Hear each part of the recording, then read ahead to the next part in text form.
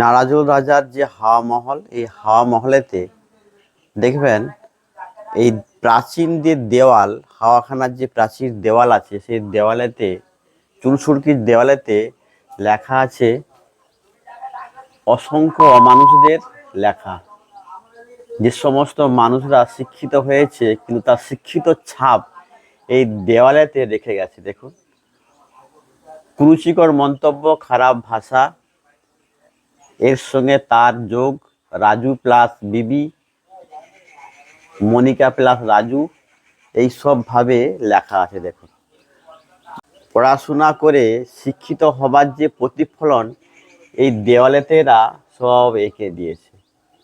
দেখুন কি অবস্থা, প্রতিটি দেওয়ালেতে একটা রাজার ঐতিহ্যময় একটা হাওয়াখানা, হাওয়া মহল, সেখানেতে কিভাবে ছেলেরা মেয়েরা কিভাবে অসভ্য ভাষায় লিখেছে। দেখুন।